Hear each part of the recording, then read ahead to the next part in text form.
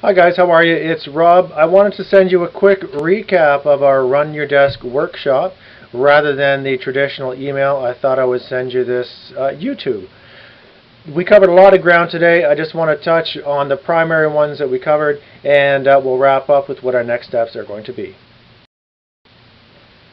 We talked a lot about the Oz principle and how the book covers the journey of these four characters and talks about the fact that although they went looking for someone else to provide for them what they thought they needed, in fact, what they needed was inside of them the whole time.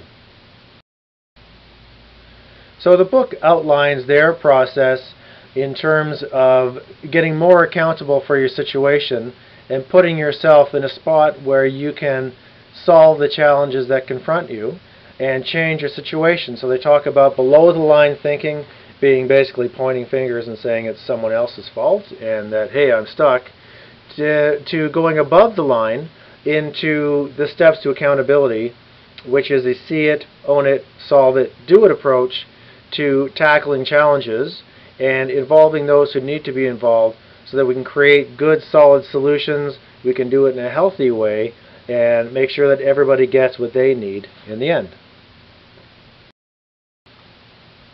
We covered off four primary topics today: time management, how to tell if the deal we're working on is a good one and worth pursuing.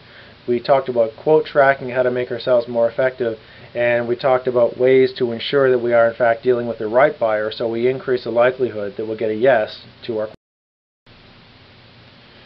In terms of the right buyers, we said that the magic question to ask is, what is the process you follow to get quotes approved? This will help us learn about our sellers and who we're quoting to, and to ensure that we're dealing with the right people, that we understand their process, and that we get the right people involved early enough in that quote process so that we increase the likelihood that we're going to get a yes. We talked next about how to identify whether a deal is a good deal and the shake it till you break it approach, which is ask as many questions as you can around a deal to make sure that it looks like a good one, and try to understand if you think this is probably going to be a bad shaky deal, so that up front you can make a strategic determination as to whether or not to move forward with that deal or to say no thanks this time. So this will save you a lot of time in terms of going far down the road with a specific deal only to find out in the end that it was going to go off the rails. And the reason why it went off the rails, well, maybe you could have identified that up front by asking some strong questions. We discussed quote tracking as well. You'll recall the spreadsheet that we walked through. I will email that spreadsheet to you. The first page was the sales roadmap, which will allow you to understand where any given deal is at a given time. You have the ensuing pages, which reflect the various sales funnel stages, which will allow you to enter in a sales opportunity and simply cut and paste it so you can track it all the way through the sales process. And in this way, you'll be able to make the most of your warm call and prospecting time by being really organized when you start that prospecting session. You'll notice also there's a page at the back which will allow you to record your weekly sales and non-sales activity. This will help you get a really good feel for how much time you are in fact putting to sales, and then will help shape your time management approaches. We worked through the 5 steps of running a sales desk. We mentioned that there's in fact 4 pillars: quoting, closing, installing, and prospecting, and that putting time each day, no matter how little, to each pillar will make sure that each pillar remains strong and you avoid the peaks and valleys that come along with focusing too much on quoting and closing while doing no prospecting work. The 5th step, of course, is doing your prospecting work to ensure that you fill that top end of the funnel. In this approach, running your sales desk is made systematic, and it's made to be easy for you to follow and result in a healthy sales funnel that has fewer peaks and valleys and is a little more flat and manageable. We talked about the time management principle of putting first things first. That is, if you recall, putting the horse before the cart. This comes to us from Stephen Covey's books, The 7 Habits of Highly Effective People. In his book, Covey describes the 4 quadrants of time management and how things can tend to slide into the urgent and important, or the upper left quadrant, far too easily. Our goal is to try to ask of the people requesting things of us, to try to understand why they want what they want and why they want it when they want it. This will help us to determine what the proper quadrant is so we can run our day in a balanced fashion.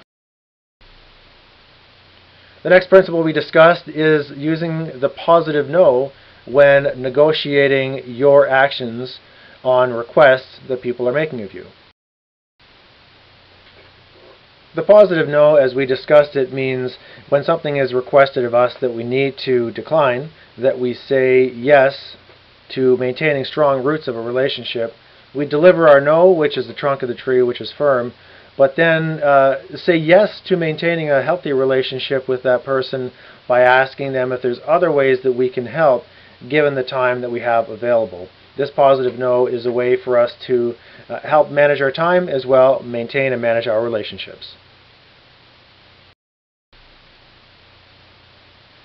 We had discussed the notion of mindset and how it's important, and for you to recognize that your job is in fact a marathon, not a sprint, that keeping the long term in mind helps us make better day-to-day decisions and keeps us out of working in that panic mode.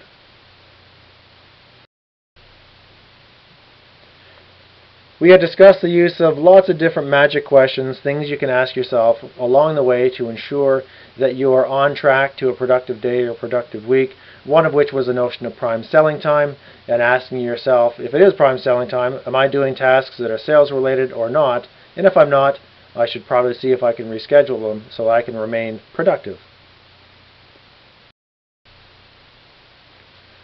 We discussed many different ideas and thoughts that would help you to be more effective. We had talked about using Outlook to send meeting requests to ensure that those meeting with you know when you're meeting, where you're meeting, and why.